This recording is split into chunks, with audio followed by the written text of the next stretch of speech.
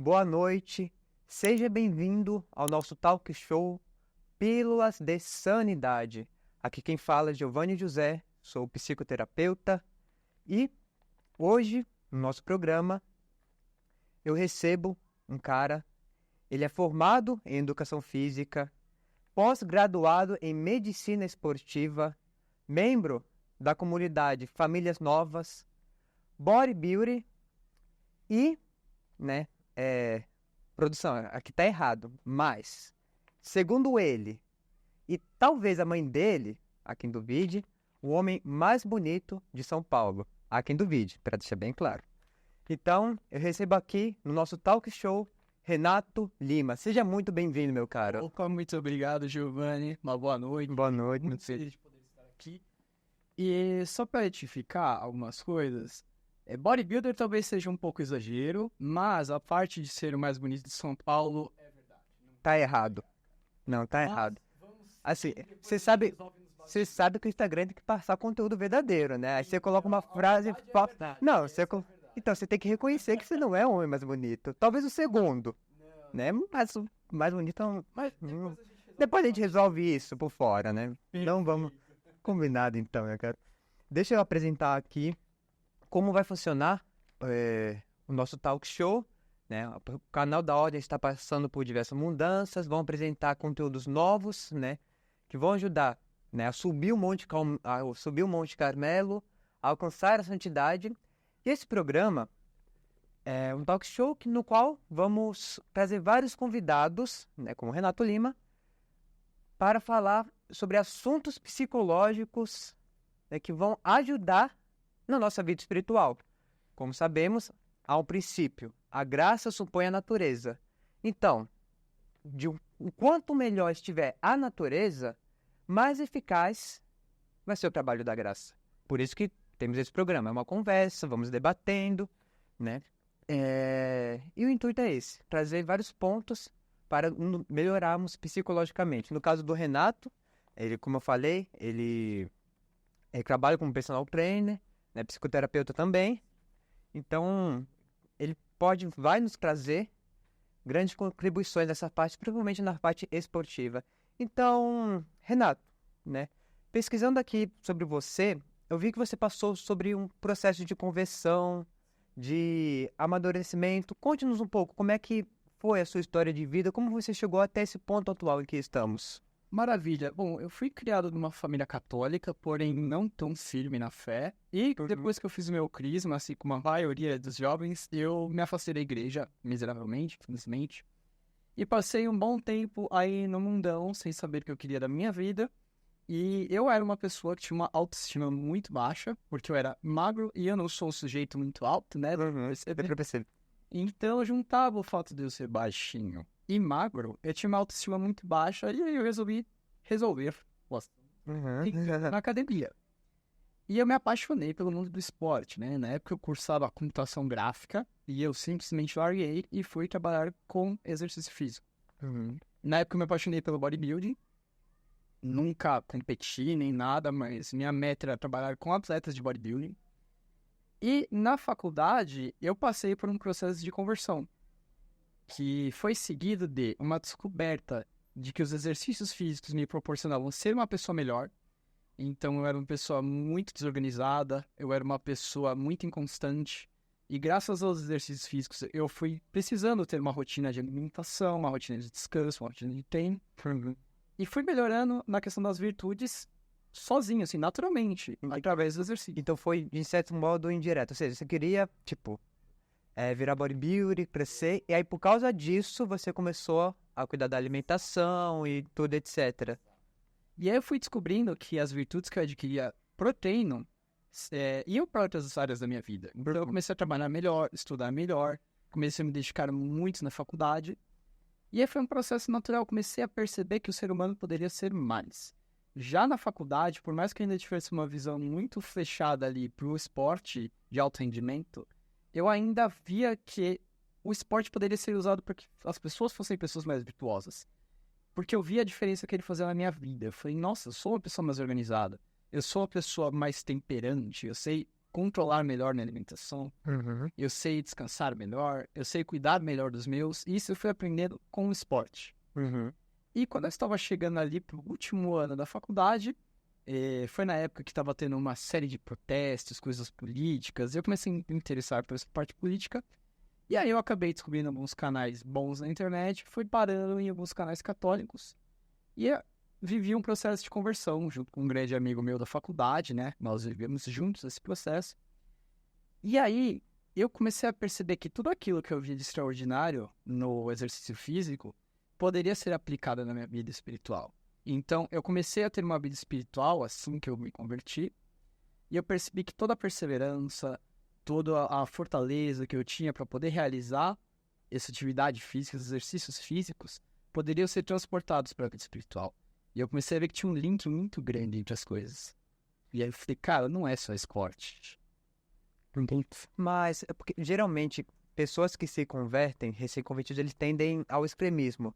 Tipo assim, você se converteu, e aí, em relação, por exemplo, à academia, você continuava com o esporte totalmente, ou você chegou a ter uma tendência a, tipo, parar de ir porque pensa que é uma academia é um ambiente ruim, não pode idolatrar o corpo, ou você, tipo, já foi criando... Passei por essa fase.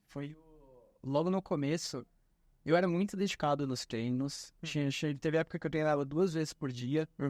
E aí, quando eu passei pelo meu processo de conversão, eu comecei a enxergar também o problema da vaidade. Só que eu começava a enxergar de uma forma muito extrema.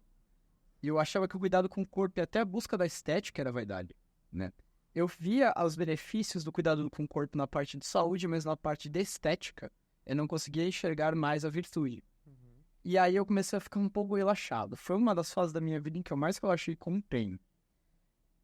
Levou um tempo para eu começar a perceber que a busca de uma estética boa não era algo ruim em si, mas que poderia ser algo virtuoso se fosse ordenado.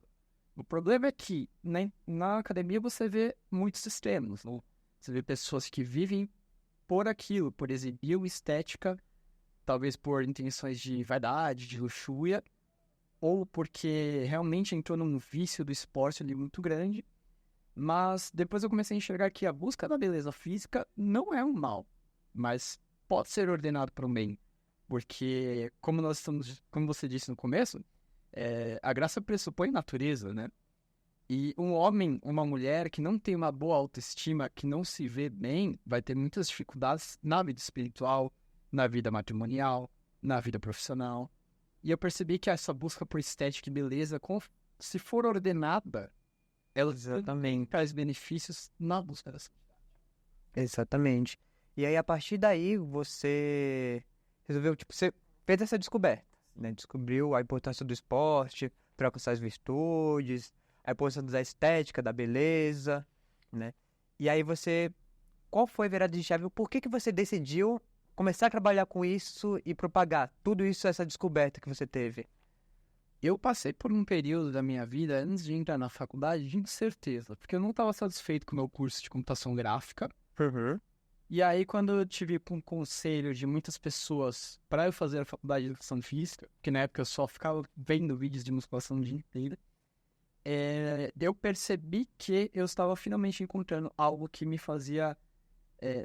que dava sentido, porque, como eu disse, eu tinha autoestima muito baixa e o esporte mudou muito isso em mim. Hoje, quem me conhece nunca falaria que eu tenho autoestima baixa. Eu só até reclamo às vezes que é exagerado. Não, já discutimos no começo. Eu não queria falar não, mas vamos lá. E aí eu percebi que eu precisava levar isso para mais pessoas, fora só do contexto de esporte, de competição. Mas eu percebi que eu não conseguia fazer isso, trabalhando na academia. Eu percebi que as pessoas já estavam lá com uma mentalidade muito limitada. Não digo todos, eu já tive clientes ótimos. Mas eu comecei a ver que simplesmente o meu trabalho lá de personal trainer não tinha muito mais sentido. E eu comecei a sentir um desânimo grande com a área, porque eu não via frutos além do meramente físico lá. E aí eu coloquei em oração, rezei muito pedindo a intercessão do São José. E aí me veio a ideia do meu antigo perfil, que era o personal católico, em que eu tinha uma certa liberdade de falar sobre mais coisas, além do exercício físico. Então eu falava do exercício físico com vida de oração, né? Falava das virtudes cardeais, das virtudes teologais, contava experiências de vida, contava histórias de santos. E aí eu fui começando a perceber que eu conseguiria unir as duas coisas se eu tivesse esse foco. Porque no antigo perfil que eu tinha, antes ainda do personal católico, e eu tentei falar de virtudes para um público da academia, e esse público não respondia bem. Então eu falei, talvez o meu chamado não seja para falar de virtudes e de santidade para o público de academia, mas seja falar de academia para o público da igreja. E aí eu encontrei uma forma diferente de propagar isso, de falar pro pessoal da igreja, de falar, gente, vocês precisam se mexer, vocês precisam fazer força, vocês precisam ser fortes. E aí começou a dar certo, aí eu comecei a me encontrar, falei, é isso, eu preciso ajudar meus irmãos católicos a encontrarem força, a serem saudáveis, a se mexerem. Porque no mundo que a gente vive hoje, nós temos todos os aparatos possíveis para que nós sejamos sedentários. E eu vejo que o sedentarismo é um mal absurdo dentro da igreja. O pessoal fala, pô, mas não tem nenhum santo que fala de exercício físico. Mas antigamente, a maioria dos trabalhos que as pessoas faziam Eram trabalhos físicos, exatamente. tipo, 95% das profissões, há 100 anos atrás, eram braçais. As pessoas não precisavam falar disso. Não era necessário que houvesse uma academia ou uma prática esportiva no mundo católico. Hoje é. Porque a maior parte dos trabalhos não é mais braçal. Então, o pessoal precisa se conscientizar de que precisamos mexer. E eu falei, é isso. Eu tenho essa missão de levar isso. E você vê muito, né? O estereótipo assim, do católico magrinho, com uma cruz enorme, né? E que não pratica esportes, né? Dá aquela impressão de ficar rezando o dia inteiro. Digo, não tô falando que rezar é totalmente necessário, mas o ser humano temos que tratar como um todo, né? Então, é como eu vou falar mais pra frente mais. A academia, como você mesmo falou, ajuda no crescimento das virtudes, da fortaleza, por exemplo, aquele dia que você tá com nenhuma vontade de ir, quer treinar leve, né? Então, muito interessante, muito interessante. E eu vi que você já foi viciado em pornografia, certo? E conte-nos um pouco, como é que foi o seu processo para sair desse vício? A academia ajudou também? Como foi? Foi engraçado porque, assim, eu não tinha dimensão da magnitude do que era o vício em pornografia quando eu venci o vício. Uhum. Porque eu comecei a consumir pornografia quando eu tinha lá meus 11, 12 anos, por indicação de amigos, né? E na época você não tinha acesso tão ilimitado quanto se tem hoje. Você pode pegar um celular em qualquer lugar e acessar. Na época você tinha um ou outro amigo que tinha uma revista que os pais mais liberais compravam. Tinha videocassete na locadora que você não conseguia pegar se fosse menor. Se algum familiar pegasse, você conseguia ter acesso. Posteriormente foi surgindo os DVDs, barraquinhas, essas coisas. Mas esse acesso ilimitado da internet foi uma coisa meio tardia do meu vício. Eu tinha uns 16, 17 anos quando foi começar a surgir. E eu sempre nunca me considerei um viciado até eu entender que aquilo era algo imoral. E isso levou muito tempo. Então eu devo ter consumido dos 12 até uns 27 anos, mais ou menos. É engraçado que um dos principais sintomas, assim, de quem é viciado em pornografia é o que chamamos de síndrome de negação, né? O que Freud chama de censura, porque o cara pode estar lá, tipo, vendo vídeo todo dia, perdendo 2, 3, 4 horas por dia só vendo vídeo de pornografia, e o cara ainda acha que ele tem controle. O cara não consegue trabalhar porque tá vendo vídeo, e o cara acha que tem controle. Já vi casos de pessoas que preferiram falar, cara, eles falavam, eu sou uma pessoa má, eu peco, tipo, quero ver um vídeo porque eu sou mal, mas eu não sou viciado, eu não sou um dependente. Eu peguei gente assim, eu sou imoral, eu não tenho jeito na vida. Exatamente, eu não tenho jeito, eu não sou doente, é que eu não tenho jeito. Então esse é um dos piores mecanismos assim, de defesa do vício. Com certeza. E assim, na época que eu parei, não se tinha tanta informação de combate ao vício em pornografia. E hoje eu percebo que talvez tenha sido até bom eu não ter tido tanta informação, Porque eu não me desesperei quanto à necessidade de parar. Eu me converti por volta de 2017, 2018, e foi nessa época que eu decidi parar. Mas eu tive uma grande ajuda da minha rotina, no sentido de eu trabalhava e treinava muito. Então, se eu for olhar, teve fases da minha vida em que eu consumi 3, 4 vezes por dia pornografia. Porém, no momento da minha conversão, eu saía muito cedo para trabalhar, voltava muito tarde e ficava muito tempo fora de casa. Eu treinava muito pesado e eu dava muitas aulas, trabalhava muito. E aí, quando eu comecei meu processo de conversão e comecei a ver vídeos que falavam que a pornografia era má e que era um pecado grave, eu comecei a me dar conta de que eu não deveria mais fazer aquilo. Foi quando eu tive o momento de decidir viver a castidade de forma integral. Eu falei, não vou me relacionar com nenhuma mulher até meu casamento. E eu também não vou consumir mais pornografia, vou lutar contra a prática da masturbação. E eu fiz um corte Brutal. E o que me ajudou justamente foi isso, eu não tinha tempo. Exato. Os piores casos são aquelas pessoas que são viciadas e ainda, tipo, não trabalham, não tem tempo. Porque o ócio é o pior inimigo da castidade, ser um inimigo. Exato. E ainda hoje, eu estou desde o final de 2017 sem pornografia. E eu percebo que as tentações sempre vêm quando eu estou ocioso. Exatamente. Mas na época, como eu estava trabalhando muito e treinava pesado, treinava duro, eu não sentia tanta falta, porque justamente eu estava ocupado. E isso me auxiliou a perceber que eu não precisava daquilo. Que eu precisava ganhar dinheiro, eu precisava treinar, eu precisava rezar. E eu vejo, às vezes, pessoas muito desesperadas. Nossa, é muito difícil parar. Nossa, eu não vou conseguir. E eu vejo que esse desespero é justamente uma forma de defender também o vício, como você falou. De você colocar muita dificuldade, justamente porque, no fundo, você não quer parar. Exato. Porque, digamos que a pornografia tem as suas vantagens, né? Tipo, acaba com a vida da pessoa. Mas você ainda tem aquele prazerzinho, você tem aquela fuguinha da realidade, então... Aquela fuga do estresse gratuito. Exatamente. Rápida. Você não precisa ficar 30 minutos correndo na rua pra liberar endorfina e se sentir melhor depois disso. Exato. E depois... Não, em 5 minutos você resolve. Exatamente. Então, eu percebo que uma das coisas que afeta muito a galera também é uma baixa autoestima. E foi algo que me ajudou a me livrar facilmente do vício. Eu tinha uma autoestima muito boa já quando eu parei. Justamente por conta de ter um corpo mais cuidado, de me achar bonito, me achar bela, atraente. E aí eu pensei, pô, cara, se eu conseguir conquistar tudo isso, se eu conseguir conquistar um físico legal, se eu conseguir conquistar uma profissão legal, por que eu não posso conquistar o meu próprio corpo?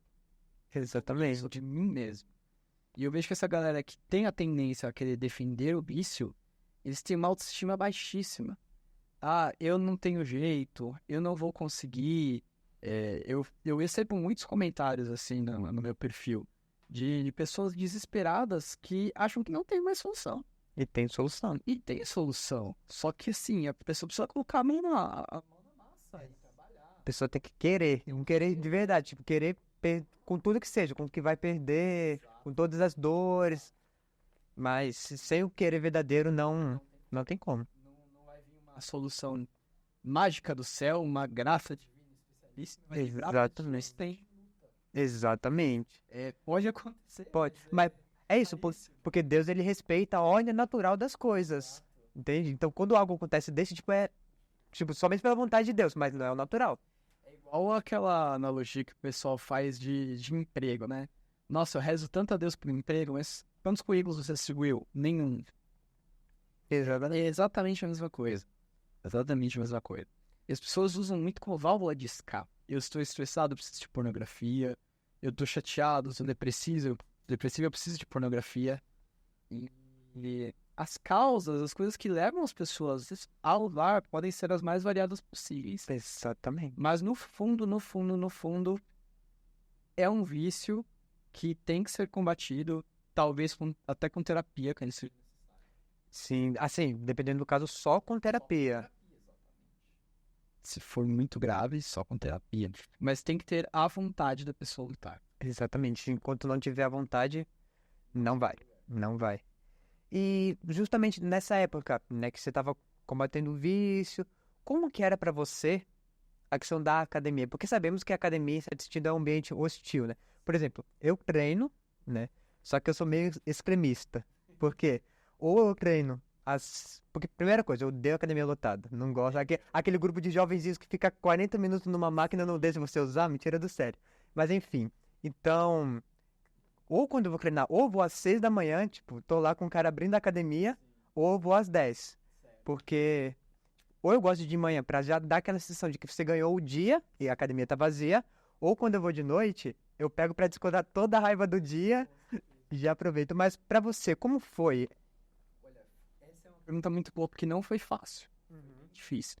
Como eu era viciado em pornografia, eu tinha um olhar muito sexualizante das mulheres. Então, você leva um tempo pra purificar esse olhar. Não é uma coisa de uma hora. Tem até, sim, tem até um episódio, já não sei se você conhece aquela série Friends. Sim. Aí teve um episódio que tava tratando, tipo, dois amigos, né? E os dois, eles estavam consumindo pornografia. Você estavam viciados. Eles estavam conversando, eu não vou lembrar agora a cena exata, mas tipo... Ah, você viu a entregadora de pizza? Ela entregou a pizza e nem perguntou se a gente queria fazer sexo, alguma coisa assim. E o outro falou, tal mulher, eu encontrei com ela e ela nem deu uma insinuação, nem ensinou pra mim. Meio que, tipo, mudou a visão, né, de a mulher enquanto filha de Deus, enquanto imagem de Deus, simplesmente pra um objeto.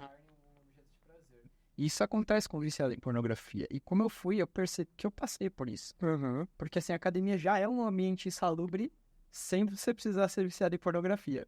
Você vê pessoas com roupas provocantes, roupas curtas o tempo todo. Uhum. Então, pra mim, no começo foi muito difícil. Eu tinha que lutar muito contra os pensamentos ruins, muito contra os meus olhos.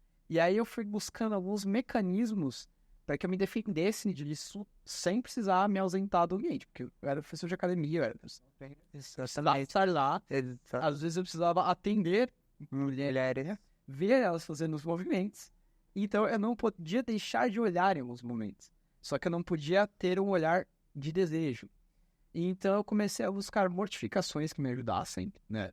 Uma delas, que foi uma sugestão de um padre para um amigo meu, era de colocar alguma coisa no sapato. Então, Uma pedrinha no sapato. E aquela pedrinha me incomodava durante o dia. E quando eu percebia que eu estava sendo tentado, eu pisava com força naquela pedrinha para sentir a dor e me focar na dor. Porque como é uma tentação física, né? Você tá ali com os olhos, o seu cérebro, você precisa focar para algo físico. O jeito de focar os estímulos. Exato. Então eu focava ali para aquela pedrinha no pé, ou eu pegava uma caneta e ficava pressionando contra a palma da minha mão. E eu conseguia até fazer uma meditação nisso, porque eu pressionava a caneta na palma da minha mão e pensava, pô, Nosso Senhor foi cravado aqui, sabe? Imagina a dor. Imagina a dor que Nosso Senhor vai sentir de novo se eu pecar agora. Se eu pecar pelo desejo, pelo olhar. E com o tempo, conforme a minha visão foi se purificando, foi ficando mais fácil. Nunca vai ser fácil. Nunca vai ser algo que você pode te desarmado. Exatamente. Se você abaixa a guarda do inimigo te derruba. Exatamente. É uma rasteira. Então eu tô sempre preparado, mas como o meu olhar foi purificado ao passar dos anos, se tornou mais fácil. Porém, foi criando a virtude. Sim, essas armas sempre são boas. Você pode andar com uma chave no bolso e fazer esse esquema da mão, uma chave. Então a mortificação para mim foi o caminho para a purificação, para eu poder estar no ambiente de academia sem estar pecando o tempo todo. E é claro, se você puder em horários mais vazios, você facilita a sua vida bem. Né? Já é um trabalho. Com certeza. Mas caso não seja possível, utilize essas ferramentas. Boné é excelente, você diminui seu campo de visão bastante. É muito bom também. E o principal, foco no treino, gente. Pelo amor de Deus, você tá lá pra treinar, né? Como disse São José Maria Escrivá. Me corrija aí, eu esqueci a frase.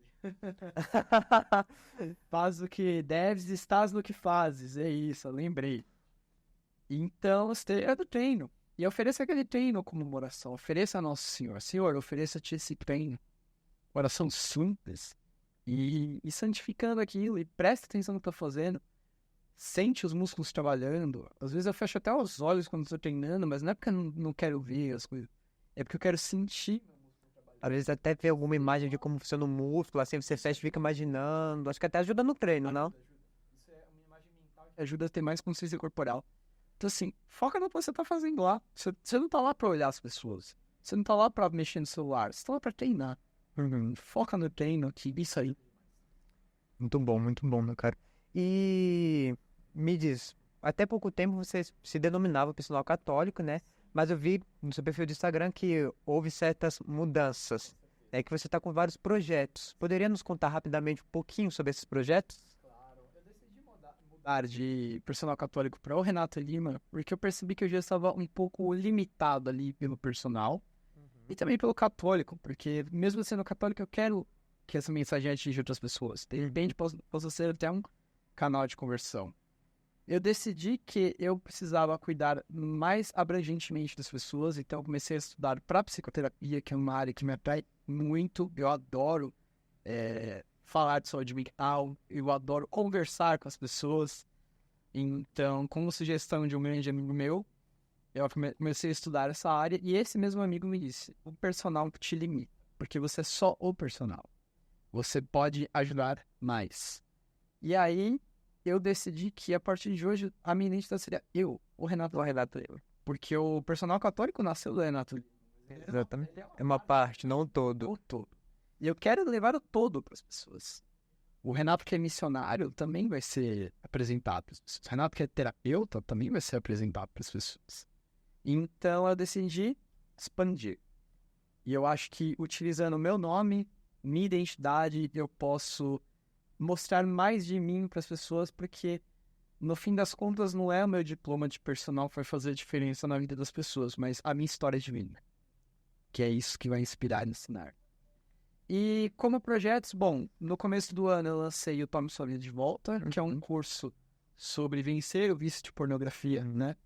Curso muito bom, eu peguei referência de vários métodos que eu peguei na gringa, né? Eu peguei um pouco do Easy Peasy, algumas pessoas conhecem, e complementei com um pouco de terapia também, de uma coisa,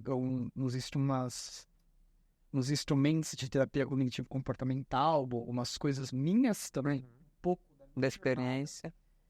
e criei o meu método, né?